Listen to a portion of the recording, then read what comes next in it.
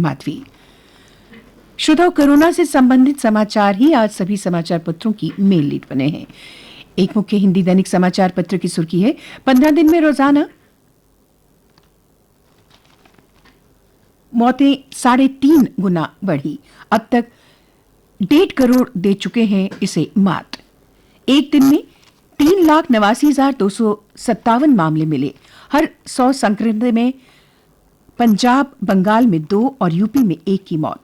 Bharat biotech ने भी वीरवार को कोरोना रोधी टीके कोवैक्सीन की कीमत घटा दी है और अब ये टीका राज्यों को 600 रुपए की जगह 400 रुपए में देगी। इससे पहले बुधवार को सीरम इंस्टीट्यूट ने राज्यों के लिए अपने टीके कोविशील्ड की कीमत 400 रुपए से घटाकर 300 रुपए कर दी थी।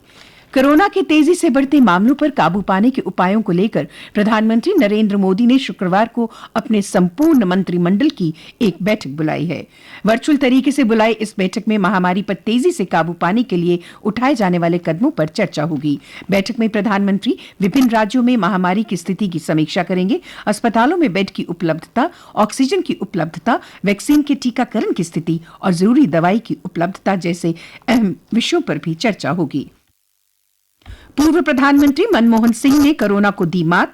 उन्हें 19 अप्रैल को भर्ती कराया गया था। वे टीके की दोनों खुराक ले चुके हैं। पंचायती अखाड़ा के पंच परमेश्वर का निधन। नया दिशा निर्देश बिना सलाह खुद ना ले रेमडेसिविर। ये गाइडलाइन उन मरीजों के लिए है जो होम आइसोलेशन में हैं। कोरोना से जंग में भारत के साथ आए 40 से ज्यादा देश। ऑक्सीजन के साथ रेमडेसिविर की आपूर्ति बढ़ाना है प्राथमिकता। बांग्लादेश, मिस्र, तजाकिस्तान, यूएई से मंगाए जा रहे रेमडेसिविर।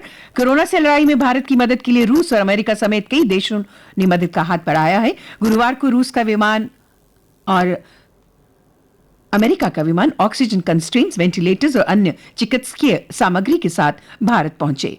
केंद्र शासित प्रदेश जम्मू कश्मीर के उपराज्यपाल मनोज सिन्हा ने जनता से कहा, कोरोना से लोग घबराए नहीं, दूर दराज इलाकों तक पहुंच रही सरकार।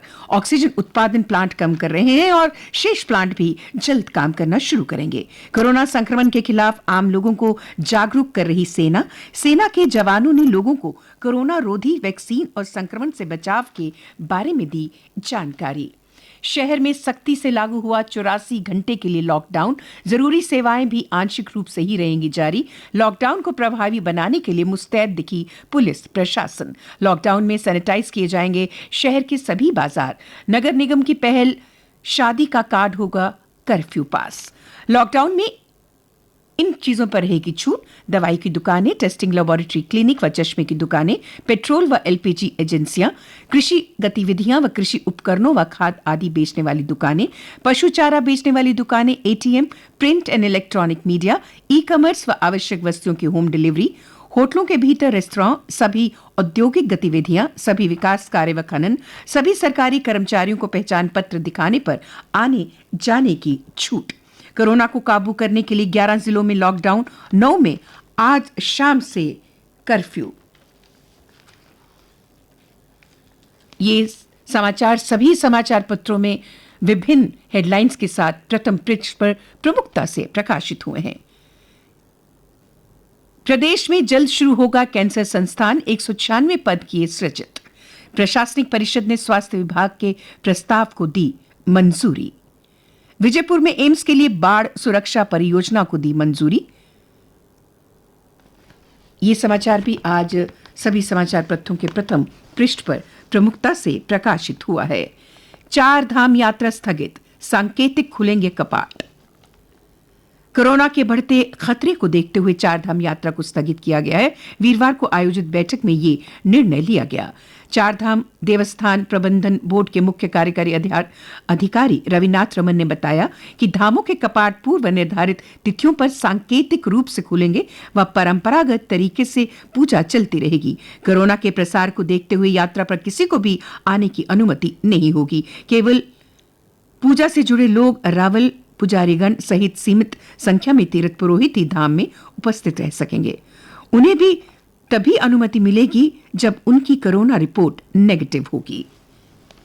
बंगाल भाजपा तृणमूल में कड़ी टक्कर, पोल ऑफ पोल्स 3 एजेंसियों का टीएमसी को 1 का भाजपा पर ताप। जिंदगी यूं भी जली मीलों तक, चांदनी 4 कदम धूप मीलों तक। नहीं रहे सुप्रसिद्ध गीत गजलकार डॉक्टर कुंवर बेचैन। जीवनघाती कोरोना ने छीना नोएडा के एक अस्पताल में ली अंतिम सांस। अनेक विधाओं में साहित्य सृजन। जम्मू श्रीनगर हाईवे पर सैन्य काफिले को उड़ाने की साजिश एक बार फिर नाकाम। कुलगाम में सड़क किनारे प्लांट आईडी को सीआरपीएफ टीम ने किया बरामद। और अब अन्य समाचारों के साथ आज है मेरे साथ बिंदिया रैना टिक्कू।